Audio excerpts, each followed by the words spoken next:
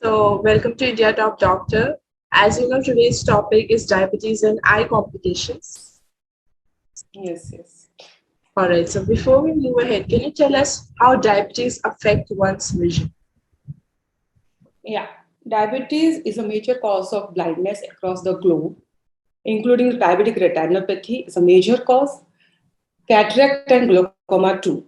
But diabetic retinopathy is the major cause of blindness among the adults of more than 40 years of age.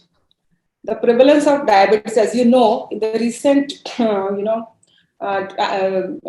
studies, it is shown that more than 563 million people are suffering from diabetes. And top of that, almost 106 million people, 103 million people, they are suffering from diabetic retinopathy, whether mild, moderate, or severe type of diabetic retinopathy. And in those people also, almost 18 to 19% people are having, 19 million people are having some kind of macular diseases. So diabetic retinopathy is a major cause of blindness, and it should be investigated during the earlier phase of the disease.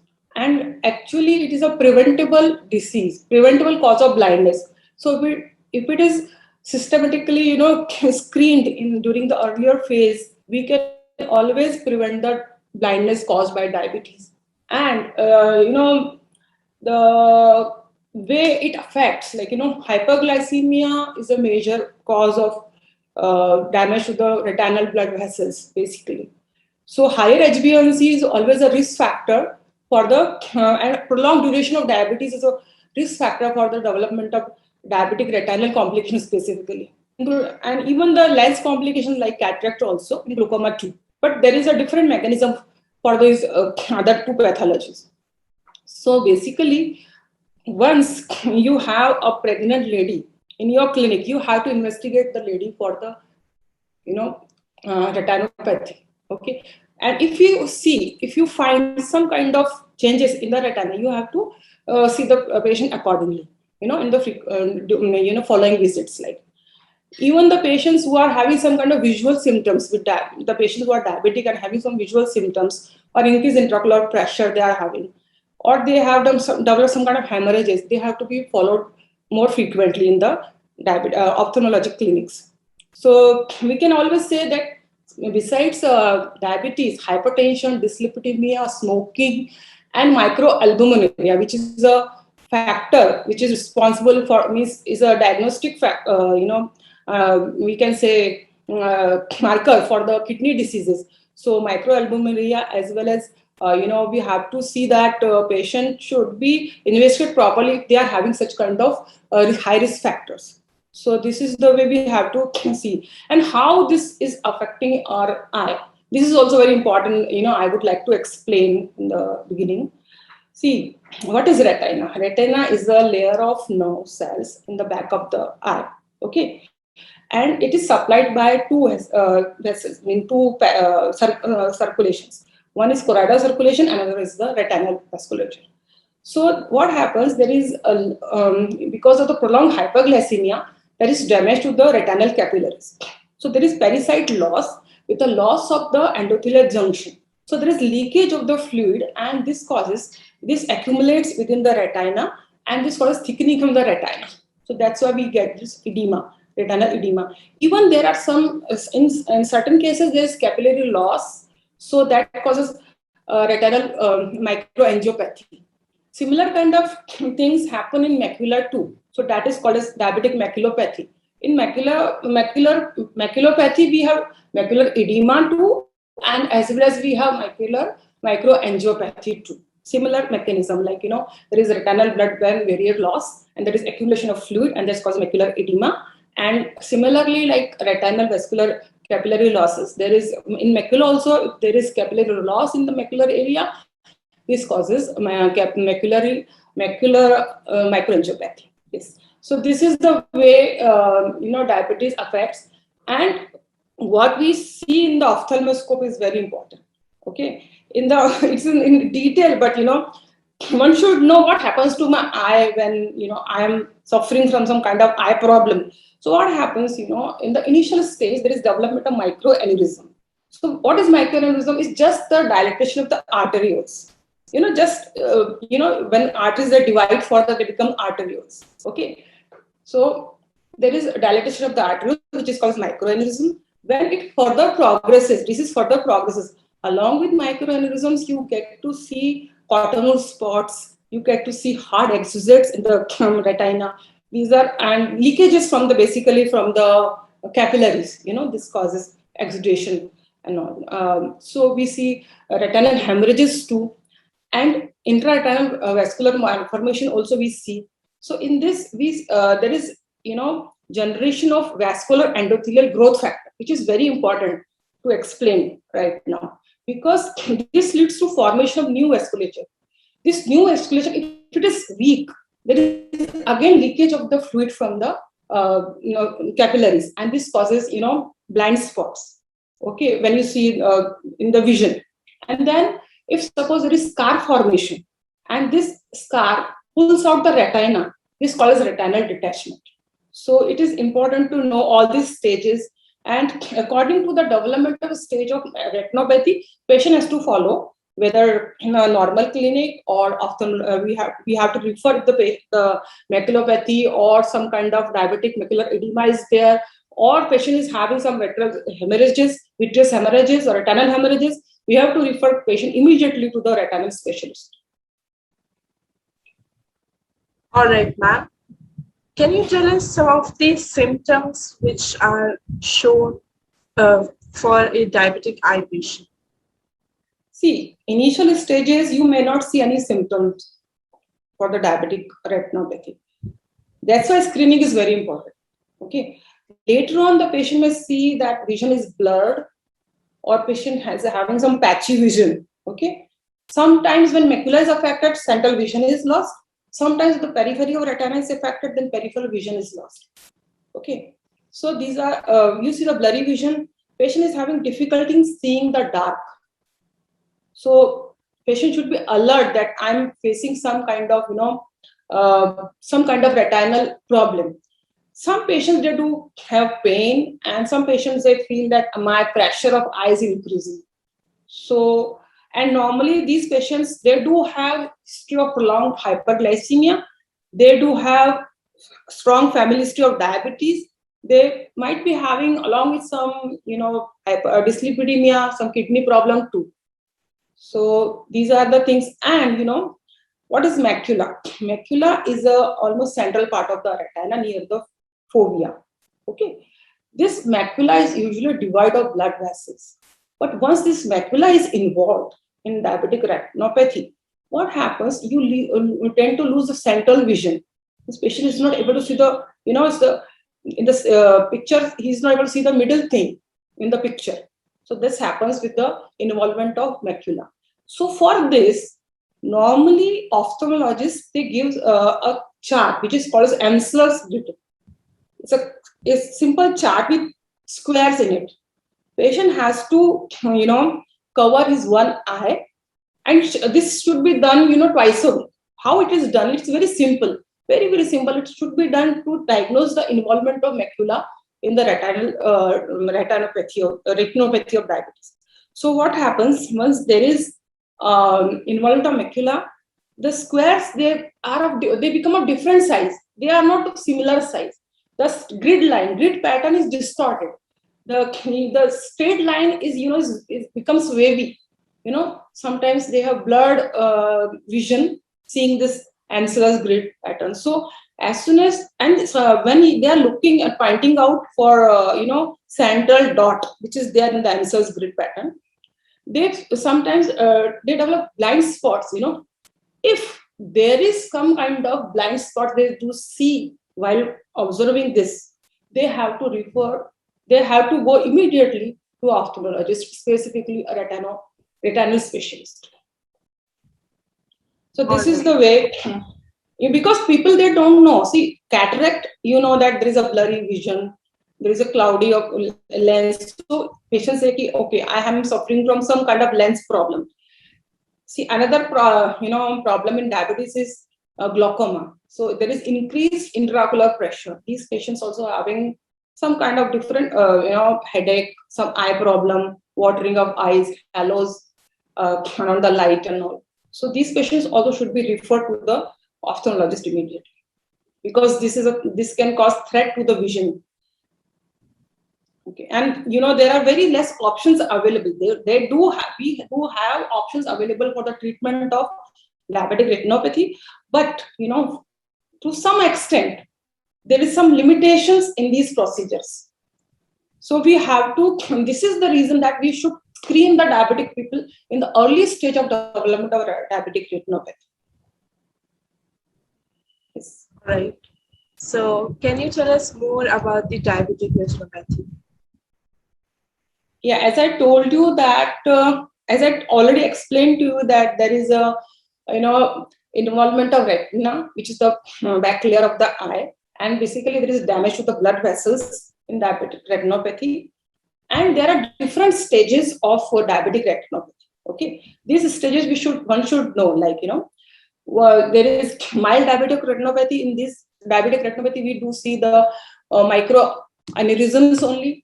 In moderate diabetic retinopathy, we do see, along with these vitreous hemorrhages, we see hard exudate, cottonwool spots, okay, and IRMA type of abnormalities, okay. And further, if there is neovascularization of retina, so from the mild, moderate, severe diabetic retinopathy, we progress to proliferative diabetic retinopathy. In this kind of retinopathy, you tend to see neovascularization pattern.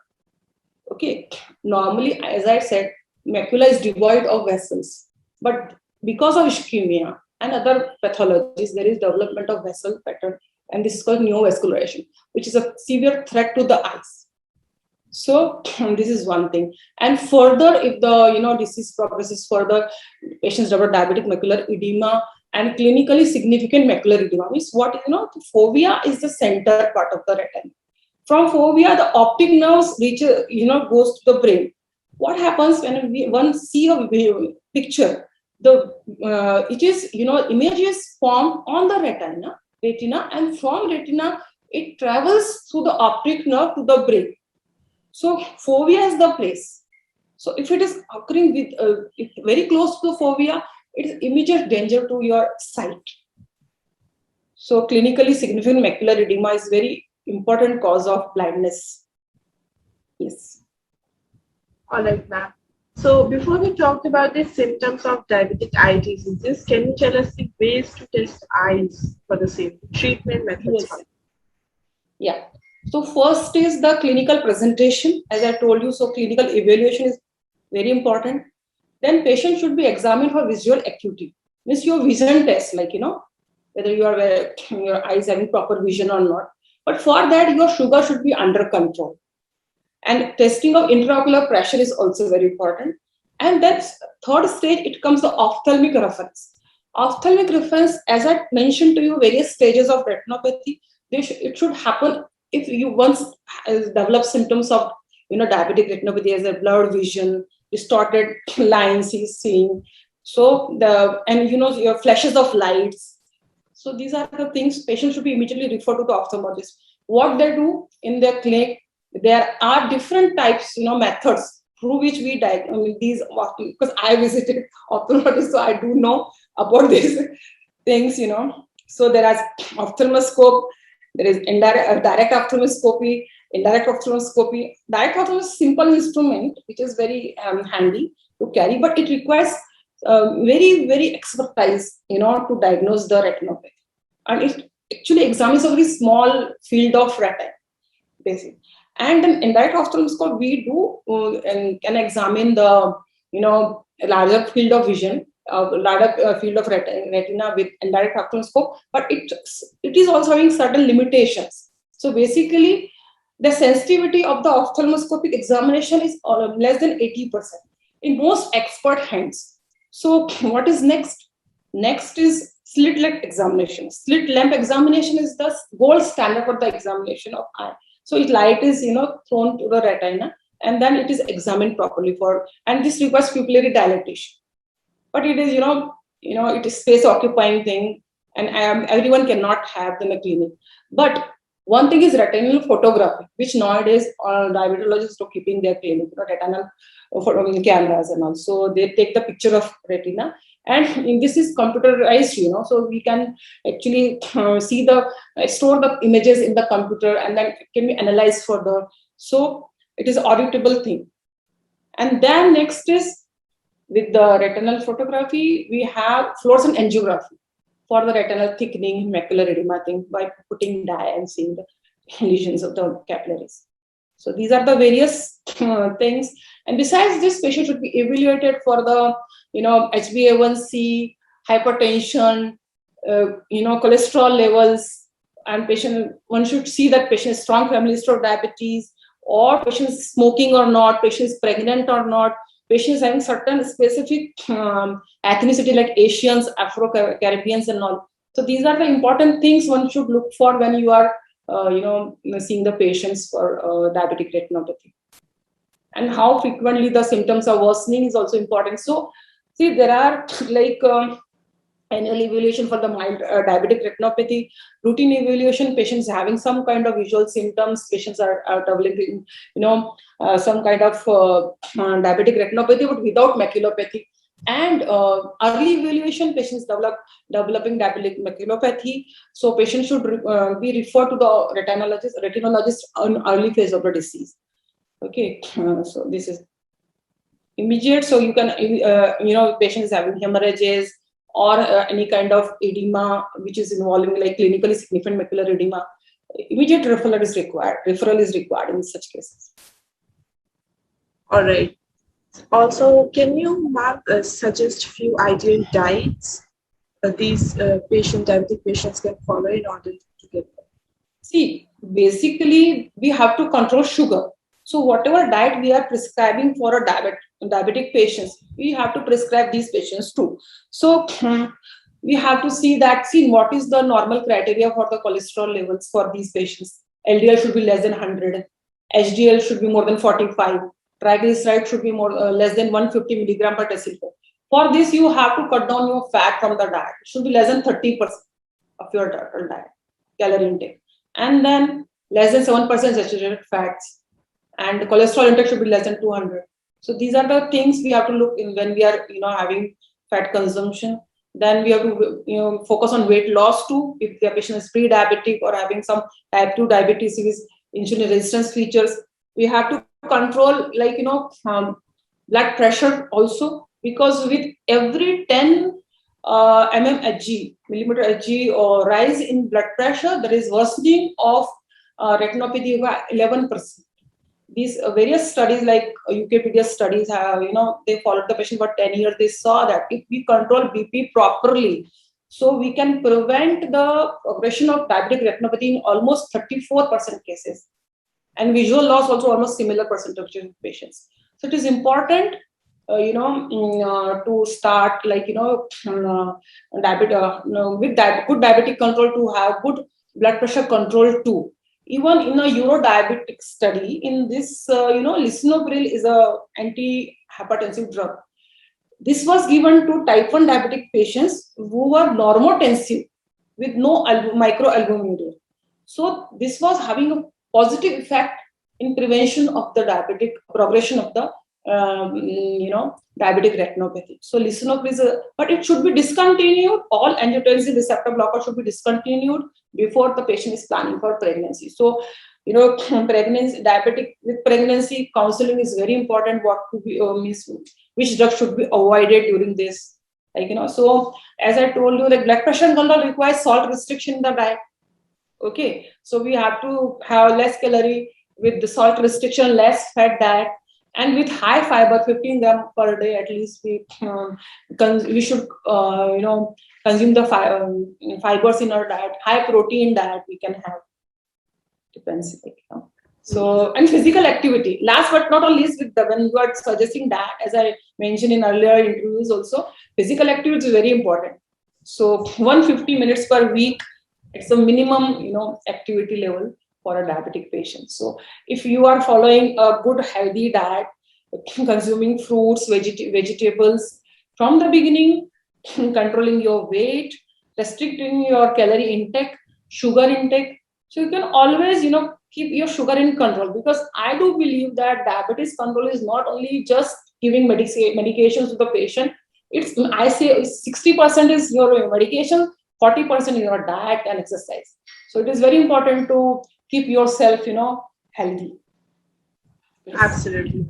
Very well said. Thank you so much. Do you have any message for our audience? Yeah. As I told you that diabetic eye disease is a major cause of blindness.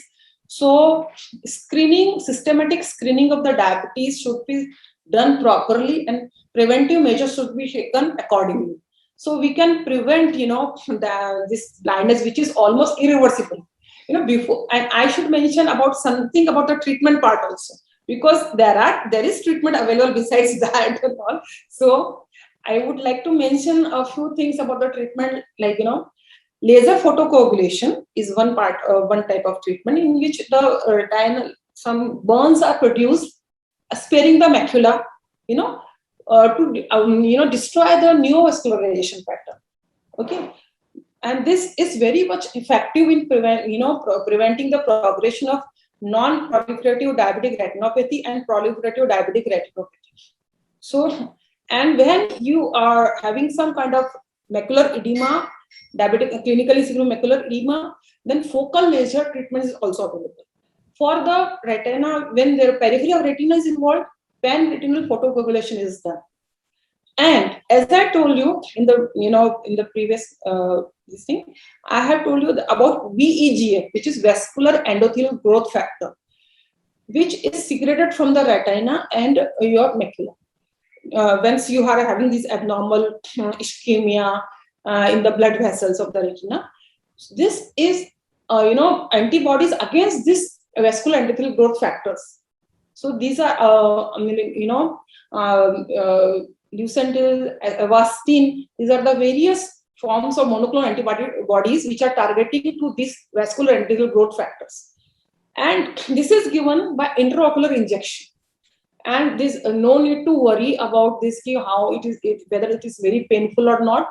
It's just a procedure which is done by the ophthalmologist who's skilled, obviously, but in a proper hygiene environment in operation theater it is done, but with the local anesthesia only, and a needle is passed through the white part of your eye, and then this VEGF anti-VEGF factor is VEGF is injected in the retina, so it reaches faster to the the problem area, and prevents the neovascularization pattern.